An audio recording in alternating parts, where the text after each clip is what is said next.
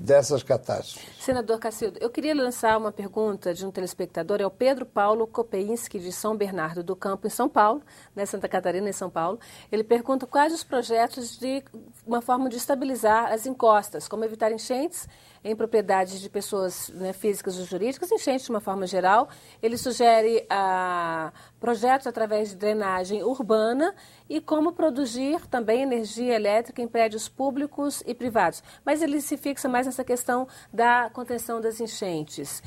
As enchentes sempre aconteceram no país inteiro, senador, mas hoje elas são mais graves e elas atingem uma população maior, até porque a população cresceu e ocupa o lugar onde antes era o lugar dos rios mesmo, na época das enchentes. Senador Cacildo, como é que pode ser feita essas obras? Como é que o senhor entende? Na verdade, o Pedro, lá de São Paulo, tem razão. A preocupação, aliás, é do Brasil inteiro. Nessa questão, o Brasil tem sido muito imprevidente. Ele não tem a política muito clara. E com esse movimento aí do Código, que o senador Luiz Henrique vai fazer a leitura amanhã, inclusive, pretende, quem sabe, até votar na próxima quinta-feira, tem muito a ver também com a defesa civil no Brasil. A defesa civil hoje, como tem todos os anos, tem o Natal, tem virada de ano, tem Páscoa, tem isso, acontecem as enchentes. É secas, é enchentes, é dramas. E a gente vive um negócio que não pode ficar como está. Constituiu-se uma comissão no ano passado, os colegas fizeram parte, Paulo Bauer, Luiz Henrique, Jorge Venda foi presidente, eu tive a honra de ser o relator. Ainda falta avançar no marco regulatório final para quê? Que a proposta que nós concluímos na comissão, aqui no Senado, ela tramita num projeto de lei e o governo tem que entrar nisso, que nós precisamos ser mais, aplicarmos os recursos mais na prevenção do que na reconstrução. Mas acho que falta fonte de financiamento, né, senador? A terra vai partir para isso. E há um compromisso do governo, Eduardo Braga, com a Casa Civil e o Ministério da Integração Nacional de mandarem uma medida provisória agora para nós regularmos isso, para acrescentarmos. Que nem o Código Florestal foi para vir para ultimarmos isso, de aplicarmos principalmente 50% dos recursos na prevenção. E aí, esses recursos da prevenção, até da loteria esportiva, 2,5% proposta do Paulo Bauer na comissão, é para entrar. Recursos de seguros, o que eu se imaginar de automóvel, etc. e tal, 1% apenas do prêmio, para botar nesse bolo também. E isso o que vai acontecer? Vai ficar 1/3 na Defesa Civil Nacional, 1/3 no Estado onde é arrecadado isso, do Segura, vem a origem, e outro terço para fechar o inteiro vai no município correspondente, onde tiver a Defesa Civil organizada. E aí isso vai aplicar no mínimo 50% desses recursos na prevenção. Se você prevenir, cada R$1 que se aplica em prevenção, você economiza 7 na reconstrução. Os estudos não são nossos. Dos melhores países que funcionam nisso no mundo, da Austrália, que nós pegamos das embaixadas aqui em Brasília, do Chile, da China, aliás, do Japão, da Alemanha, de vários desses países, de políticas resilientes e assim por diante, que isso ensina para nós partirmos para isso. E aí nós vamos, conforme agora tem um plano que a JAICA fez ainda no seu governo, Luiz Henrique, e o governador Colombo começa a aplicar em Santa Catarina, para deixar desde o Alto Vale, descendo para o Blumenau, que tem a festa de outubro, e indo até a Foz de Itajaí e assim por diante, num projeto que é para ter uma durabilidade de 100 anos. A saída é por aí, senão não então, tem jeito. Então, uma pergunta muito específica de um telespectador, senador, que aí o senhor, desculpa só um minutinho, o senhor está falando de prevenção, mas ele está também preocupado com as vítimas. É o Carlito Mendes Rodrigues, que é de Barrinha, em São Paulo. Você vê que as pessoas estão no país inteiro mais preocupadas com o que está acontecendo em Santa Catarina, o que acontece anualmente. Ele pergunta qual a posição dos senhores sobre a situação dessas famílias que já foram atingidas diretamente por essas catástrofes naturais, como é que elas podem ser, de alguma forma, ressarcidas em seus danos, o que pode ser feito para esse ressarcimento dessas famílias? Bom, em primeiro lugar, houve na região de Blumenau um grande programa habitacional. Essas pessoas foram abrigadas em novas habitações fora da área de risco. Ou seja, está havendo uma preocupação de fazer com que essas pessoas se mudem, saiam das áreas de risco. E, relativamente a isso, há um dispositivo no projeto que deve ser votado essa semana do Código Florestal, em que novos licenciamentos nas cidades só poderão ser concedidos em atenção a uma decisão do Conselho ou Municipal ou Estadual de Meio Ambiente, que é um órgão colegiado onde a sociedade participa ativa e fortemente, e tem que ser obedecido o Plano Nacional de Defesa Civil e o Estatuto das Cidades. Então a coisa, para adiante, vai ficar bem amarrado, né? Para impedir de novo essa ocupação de morros, ocupação de encostas, ocupação das áreas de preservação permanente em beira de rio e por aí afora. Nesse projeto, inclusive, a ideia é de fazer uma reserva de 20 metros quadrados de área verde por habitante. E nós projetos os perímetros urbanos. A ideia é até, como se diz na gente, urbanizar o Código Florestal. Porque de nada adianta no meio rural as águas virem limpas, passar aí no centro urbano e sair lá adiante contaminados. Então tem que ter uma coisa harmonizada, tem que fazer em conjunto. E essa estratégia da prevenção é fundamental ter a Defesa Civil, tem que aplicar em prevenção. Tem mais uma, já existe uma lei hoje. Se o município colocar no orçamento, o Estado, R$1, a União está com 3. Mas ninguém está aplicando e colocando no orçamento, por quê? E nós questionamos nas reuniões que fizemos pelo Brasil lá fora. Por que não aplicam no orçamento? Porque acha que no meu quintal não vai acontecer, porque você não pode aplicar em prevenção. Só quando aconteceu o desastre para recuperação. Está caída a escola, tal, não sei o quê, a casa, a pinguela, não pode ir para o posto de saúde no chão e assim por diante. Mas ninguém acha que no quintal da gente vai ocorrer. Aí ninguém põe dinheiro no orçamento. Agora, se você botar no orçamento hoje, essa lei vai prever isso, o que botar a União entra com 3. Mas aí tem que aplicar no mínimo 50%. É na prevenção. Aí vai ter dinheiro para isso. Senador Paulo Bauer, há algumas experiências no Estado de que produtores que conseguiram recuperar, investiram, receberam ajuda para recuperar as matas ciliares, eles protegeram a sua propriedade e sentiram menos o efeito dessas mudanças climáticas.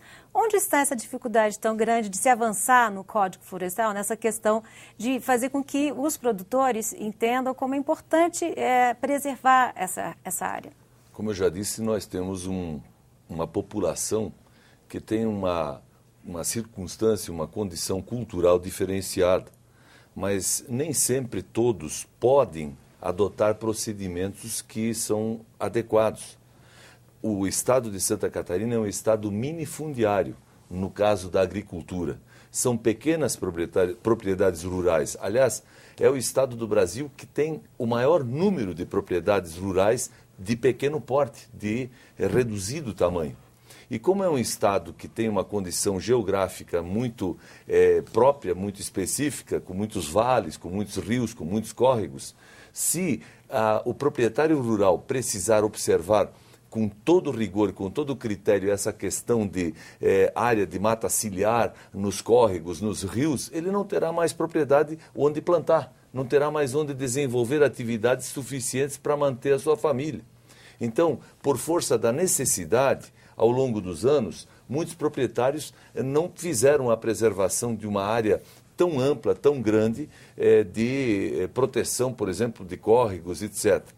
Na medida em que o tempo foi passando e outras tecnologias foram surgindo para ele poder produzir a mesma quantidade em área menor, é óbvio que ele começa, por essa condição cultural da qual eu já falei, a observar outra vez outras condições e a ter outras providências para preservar.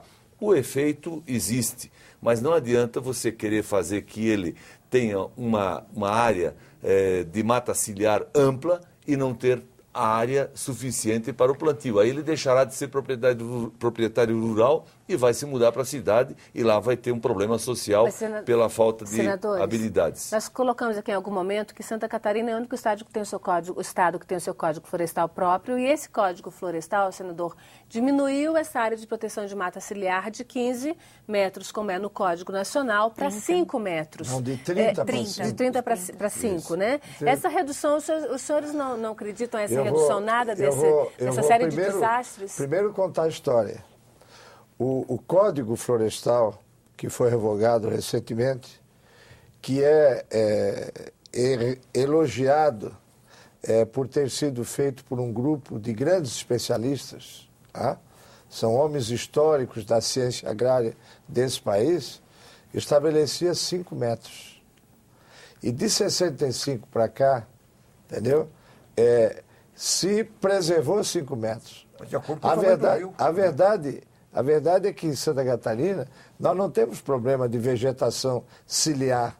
Se você sobrevoar o estado, você vai ver que todos os rios têm a vegetação ciliar. O que é que nós estabelecemos? Estabelecemos a medida histórica do Código Florestal anterior.